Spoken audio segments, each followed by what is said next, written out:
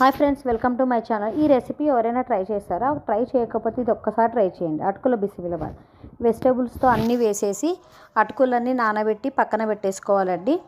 అటుకులు ఒకసారి కడిగేసి పక్కన పెట్టేసుకుంటే చాలు. ఇందులో మనకి పెసరపప్పు, పల్లీలు ఒక్కసారి విజిల్ పెట్టుకొని పక్కన పెట్టేసుకోవాలన్నమాట. ఇందులో వెజిటేబుల్స్ క్యారెట్, ఆలు, క్యాప్సికమ్ అన్నీ వేసి బాగా వేయించాలి. బఠానీ ఉంటే బఠానీ కూడా వేసుకొని అన్నీ బాగా వేయించాలి. మనం ముందుగా పెసరపప్పు, పల్లీలు అన్నీ ఉడకబెట్టి పక్కన పెట్టుకున్న తర్వాత అవన్నీ ఇందులో మిశ్రమాన్ని వేసి పెట్టుకోవాలి. పెట్టుకున్న తర్వాత ఇందులో ఉప్పు, కారం, కొద్దిగా ధనియాల పొడి అన్నీ వేసి బాగా వేయించాలి. వేయించిన తర్వాత మనము ఇందులో ఫస్ట్గా మెయిన్ కావాల్సింది చింతపండు పులుసు అండి. చింతపండు పులుసు మనము ముందే చింతపండు బాగా వేడి నీళ్ళల్లో కొద్దిగా వేస్తామంటే అది త్వరగా మెత్తగా అయిపోతుంది. ఇక్కడ చూడండి, పెసరపప్పు, పల్లీలు మనము ముందుగా ఉడకబెట్టి పెట్టుకోవాలి.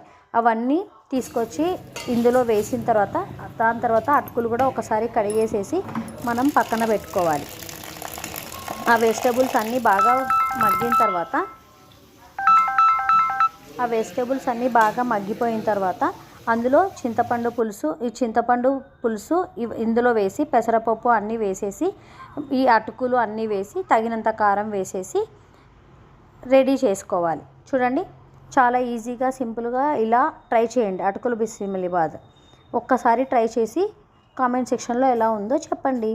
ఈ వీడియో మీకు నచ్చినట్టయితే like and share and subscribe friends. ఈ వీడియో చూసేయండి.